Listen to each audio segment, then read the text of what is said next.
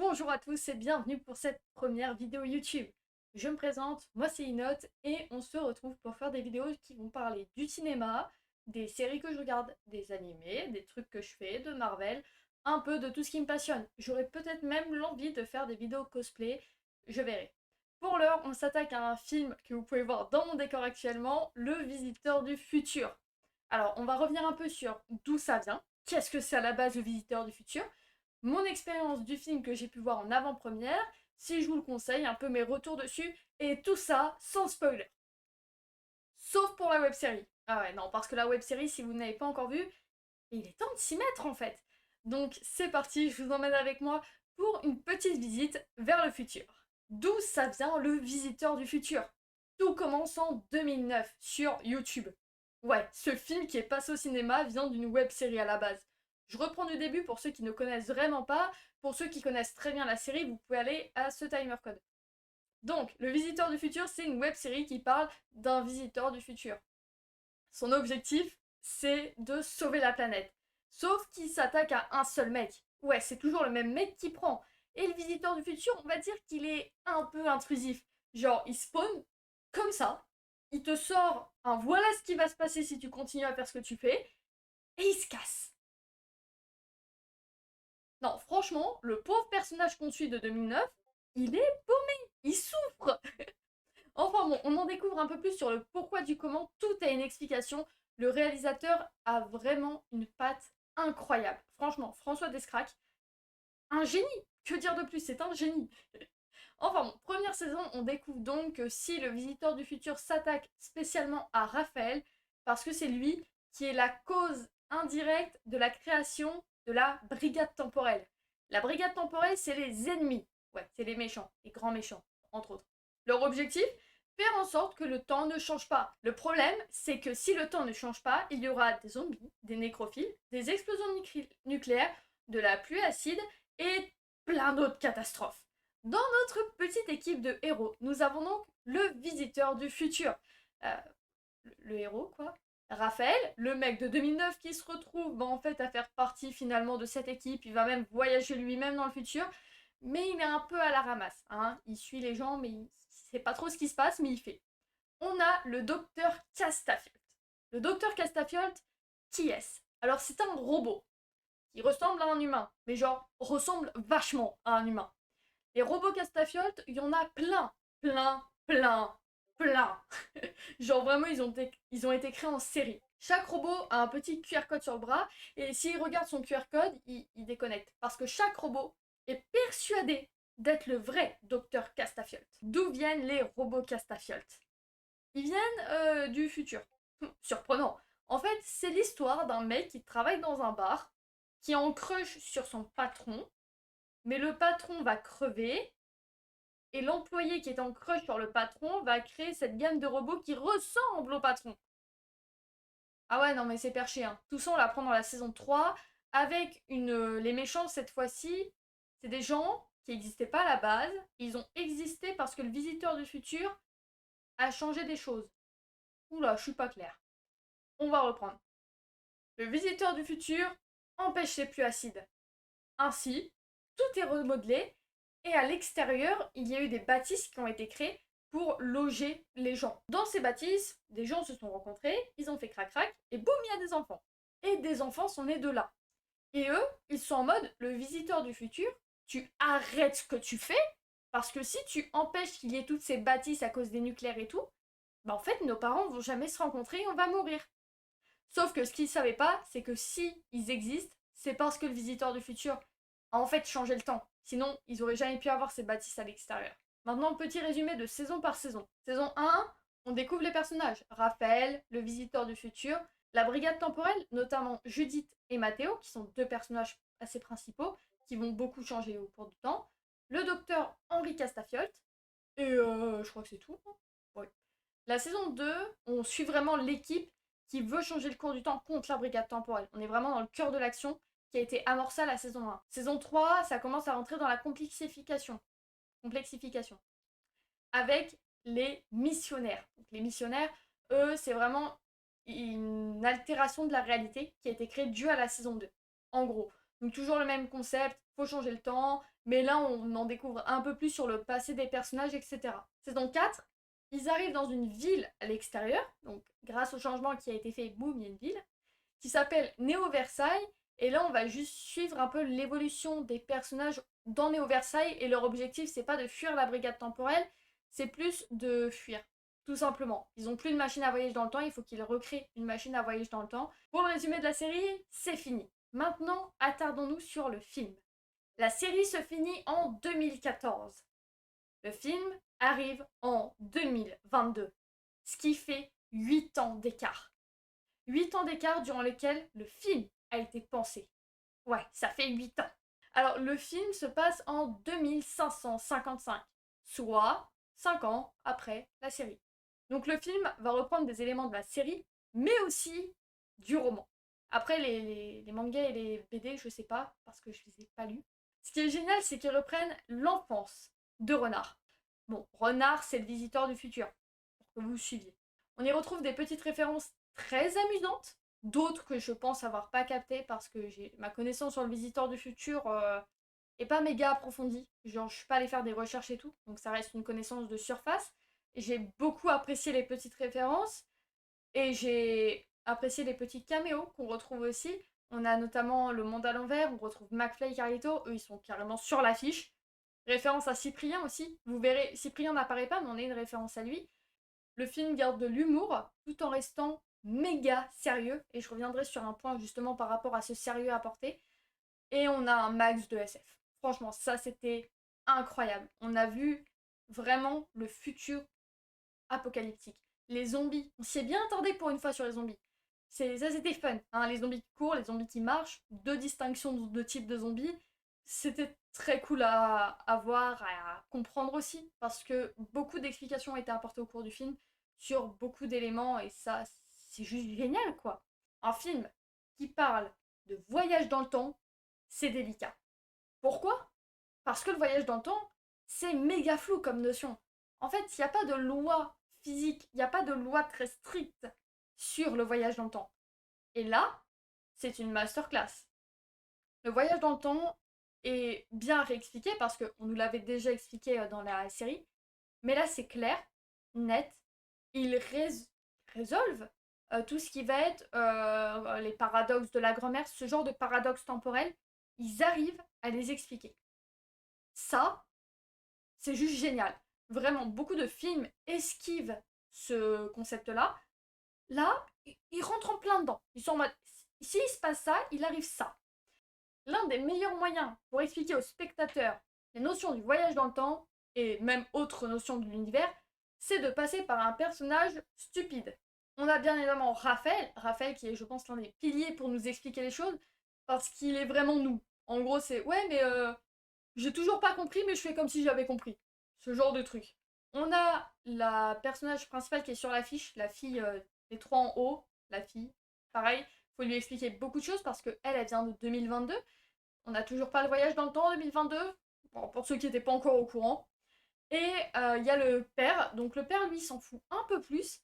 Mais quand même, il permet d'expliquer les choses aux spectateurs en passant par lui. Ce qui est franchement très bien amené. C'est pas lourd à comprendre. C'est pas un gros cours de bon, voilà comment ça se passe. Non, c'est au fur et à mesure de l'œuvre. Quand il y a besoin, il donne les infos. Ça paraît bête, mais il y a des œuvres dans lesquelles ça ne se fait pas. Il y en a, ils vont arriver, te balancer toute leur science. Hein, Hunter, le naine. Ah bah j'ai toujours pas compris, hein. Alors que là, non, ça a bien été fait étape par étape, c'est très digeste, et franchement, bon point sur ça. Le scénario. Ouais, parlons un peu du scénario en lui-même. Il est cool, simple et efficace. On peut pas dire mieux. On reprend le système de la série, une catastrophe, une solution, la galère pour résoudre la solution. Il y a plusieurs fois où je le savais, hein, on sait les choses. Genre, par exemple, on sait que Wolverine peut se régénérer. Pourtant, dès qu'il est en très mauvaise posture et que l'autre en face lui taillade le corps, ça fout quand même le seum. Bah là, c'est un peu la même. Il y a des moments où t'es en mode, je sais, mais je stresse quand même. Heureusement, l'humour est là pour combler ça, et l'humour est tellement bien dosé. Thor 4, l'humour est mal dosé. Le visiteur du futur, l'humour est bien dosé. Il y a des scènes réservées à l'humour, qui pour autant font avancer le film, hein, c'est pas juste des scènes qui sont là pour rigoler. C'est génial. Dès le début, on nous balance de l'humour en dose correcte. Franchement, les vannes du début avec ça parle des langues, du coup le mandarin, le cantonais, enfin, c'est extrêmement drôle. Honnêtement, cette phase-là, elle m'a fait péter de rire. Dès le début, j'étais en mode non, mais si ça continue comme ça, je vais pas tenir le film. Heureusement, ça se calme, ils deviennent beaucoup plus sérieux au bout d'un moment. Donc le scénario en lui-même est genre vraiment bien. Les personnages, parce qu'on a du coup de nouveaux personnages qui sont intégrés dans la brigade temporelle notamment, on a que Mathéo, je crois, qui reste. Hein. Les autres, c'est des... Ah non, il y en a qui viennent de la saison 3 et 4, je crois. Ouais, du coup, tous ne sont pas nouveaux, en fait, autant pour moi. Donc Alice est un personnage que j'ai beaucoup apprécié, même si c'est le genre de personnes qui ont le don de me taper sur le système. Donc je suis désolée Alice, je t'aime bien, mais t'as pas un caractère que j'aime au quotidien. Mais le personnage était bien écrit, cependant, moi je valide. Tout ce qui est intrigue, amorçage, etc., c'était très bien géré aussi. Euh, Quand on nous parle d'un élément, c'est que cet élément va être réutilisé plus tard. Donc, juste parfait. Ils nous balancent pas des trucs comme ça sans explication où on n'a jamais de suite. Et ils nous balancent jamais des gros trucs à la fin et on se dit, mais ils s'en ont pas parlé au début. Non, sur ça, c'est calé, c'est bien, c'est clair, c'est net. Les cascades et les actions et les effets spéciaux sont au top. Du coup, en termes de SF, donc on a les zombies qui étaient magiques. L'une des intrigues post-apocalyptiques du futur, c'est un gros nuage qui fait boum boum boum. Et ce nuage, pareil, super bien réalisé, honnêtement, j'ai kiffé, c'était trop bien. Le monde post-apocalyptique en général, pareil, il est vraiment très bien fait. Franchement, j'aurais aimé leur demander comment est-ce qu'ils avaient fait. Voilà, moi c'était une question que j'avais à poser, c'était comment ont été réalisés les décors. Est-ce que c'est que du fond vert? Est-ce que vous avez créé des décors? C'était une question qui me tenait très à cœur, que j'ai pas pu poser, parce que j'avais plus de voix. J'étais vraiment en mode mon héros. J'étais bloquée comme ça, du coup, j'ai pas pu poser ma question. Un peu le seum. Bon, en autre SF et tout, on a tout ce qui va être les voyages temporels quand ils font piou, piou. Très bonne explication. Là aussi, c'était très bien fait, franchement, rien à redire. Après, dès la première saison, je trouve qu'ils avaient bien géré ce truc-là, donc pas de soucis. Les explosions, etc., pareil, c'est très bien. On voit pas forcément que c'est des effets spéciaux et c'est ce qu'il faut. Et qu'un effet spécial me sort pas du truc, ça va, tranquille. Si un effet spécial me fait dire oh, là il y a un problème, bah, c'est que c'est raté en fait. Maintenant, attardons-nous sur quelque chose qui a été intégré dans le film, qui vient des romans, la meute. La meute, c'est là où a grandi Renard. On va voir Belette, qui est un personnage qui a été du coup intégré dans le roman, personnage que j'ai bien apprécié. Mis à part que elle et Renard ont des sentiments l'un pour l'autre. Et ça me saoule le moi enfant. Parce que j'avais un crush sur le visiteur du futur. J'en avais plus. Puis le film est sorti. Puis j'en ai de nouveau un. Les enfants que l'on voit de la meute sont super. J'ai rien à dire sur ça. C'était juste génial. Le jeu d'acteur, bon là c'est encore des enfants et tout, donc ça peut se comprendre que des fois on soit en mode petit problème. Mais honnêtement, je me suis vue moi. Ouais, parce que surtout, pour le coup, c'était plus à mes 8 9 ans. Je m'imaginais être le visiteur du futur. Je m'imaginais voyager dans le temps. Je m'imaginais être dans ce monde post-apocalyptique. Je faisais ce fameux surtout, ne fais pas ça. Parce que si tu fais ça, voilà ce qui va se passer. J'étais un gosse qui m'imaginait être dans ce monde du visiteur du futur. Et là, j'ai vu des gosses dans l'univers du monde du visiteur du futur. Vous imaginez pas à quel point je me suis revue enfant et je me suis dit, c'est exactement ça que j'imaginais. Et pour ça, c'est juste génial. Honnêtement, c'était le petit kiff pour moi personnel quand j'ai vu ça. Mon cœur a été touché profondément. Maintenant, parlons du point le plus important selon moi, le développement des personnages. On va commencer par le tout premier personnage qui est pour moi le visiteur du futur. Quand quelqu'un participe directement à un changement temporel, il se souvient de la version temporelle d'avant. Genre, imaginons, il y a les pluies d'acide, le visiteur et Raphaël remontent le temps, changent ce qui cause les pluies acides, reviennent à leur époque, et boum, il n'y a plus de pluie acide. Pour tout le monde, il n'y a jamais eu de pluie d'acide. Mais pour le visiteur et Raphaël, les pluies d'acide ont bel et bien existé. Ils s'en souviennent. Et ça, c'est méga important. Parce que le visiteur du futur change beaucoup, beaucoup, beaucoup de choses. Imaginez-vous, chaque fois que vous faites un changement, vous souvenir d'avant. Imaginez le poids à porter avec le temps. C'est colossal. Et là, on le voit bien. Le visiteur du futur de 2555 est mal. Ça se voit. Il y a quelque chose qui ne va pas. On sent que ça devient dur pour lui de le faire. Il le fait parce qu'il sait, il est convaincu que ce qu'il fait c'est bien, mais c'est douloureux. Au bout d'un moment, il faut le comprendre. Passer par la méthode gentille tout le temps, expliquer aux gens sans cesse, si tu fais ça, voilà ce qui va se passer. Ça devient relou. Surtout que la plupart des gens le prenaient pour un fou. Alors là, ouais, d'un coup il devient beaucoup plus sombre comme personnage. Il est devenu beaucoup plus mature en fait. Ses expériences l'ont fait devenir plus mature. Ce qui tranche avec le visiteur du futur. Futur. Oula, je reprends. Dans la série, il y avait le visiteur du futur et son lui du futur. Son lui du futur était totalement fou. Genre son cerveau avait à moitié fondu, il passait son temps à fumer, à déglinguer des gens sans en avoir rien à faire. Et il faisait tout ça des fois pour des clopes ou de l'argent. Enfin, l'argent ça vaut rien en vrai, donc plus des clopes ou même une petite figurine. Il y a une scène notamment qui m'a beaucoup touchée, c'est un peu à la fin, où ils se mettent à trouver des solutions, etc. Un peu bancalement. Et il y a une chose qui se passe entre la chef de la brigade temporelle et le visiteur. Ils sont tous les deux dans la même pièce. Et là, le visiteur du futur a une réaction où là, ça m'a percuté. Où là, je me suis dit, ok, c'est plus le même. Parce que dans la saison 1, quand il est sur le point de gagner, ses réactions est la suivante. Fuck la brigade temporelle, on a gagné. Il a le grand sourire, il fait le V de la victoire, il est vraiment à fond et tout. Là, quand il est en phase de gagner, il n'a pas cette réaction. Il a une réaction.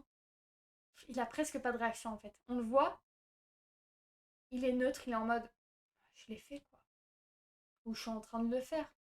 Ouais, encore une fois, je refais la même chose. Et ça c'est vraiment genre méga, méga touchant. Le personnage d'avant, c'est vraiment le visiteur qui m'a le plus touché de par son évolution. Franchement, dingue. Et maintenant, parlons de la phase personnelle.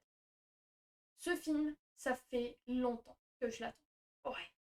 Je savais pas qu'ils allaient en faire un film, mais j'attendais une suite, au moins. Une suite en série, une suite en film. Je l'imaginais pas, mais je voulais un truc après. On l'a eu. Du coup, quand ça a été annoncé, j'étais euphorique. J'ai dit à mes parents, ouais, le 7 septembre, on va au cinéma, on va le voir et tout. J'ai appris qu'il y avait une avant-première dans ma ville. J'y suis allée en cosplay, c'était trop fun. Le visiteur du futur m'a repéré, il a fait un câlin à mon frère parce qu'il avait le petit panneau Frioc de la saison 2, pour ceux qui remettent. On a eu la petite affiche aussi qui a été donnée avec. Donc bon, franchement, expérience de dingue. Au-delà d'avoir vu le film, j'ai vu les acteurs, j'ai vu l'ambiance, j'ai rencontré des gens. Donc honnêtement, pour l'ambiance, génial. Le film en lui-même, super bien écrit. Pour moi, c'était une claque. J'adore ce genre de film, de toute façon. J'ai été bercée par cet univers que j'aime déjà. Des gens qui n'avaient pas vu la série ont quand même aimé le film. Donc, comme quoi, il ne suffit pas d'avoir vu la série pour bien comprendre le film. Et tout ça a fait que j'ai juste passé un moment de dingue. J'en ai pleuré à la fin, tellement que c'était trop d'émotions pour moi. J'ai pleuré, voilà. On l'avoue, ça arrive de pleurer, on est humain. Ouais, non, je pense que j'ai fait le tour de tout ce que je voulais dire. Petit rappel, je suis Inote, je partage ma passion à travers des réseaux, que ce soit Instagram, TikTok et maintenant même YouTube. J'espère que cette petite critique de ma part vous aura plu. Je ne suis pas professionnelle, je n'ai fait aucune étude dans le cinéma. C'est vraiment purement personnel pour le coup. Enfin bon, moi je vous dis à une prochaine dans le futur. Ciao!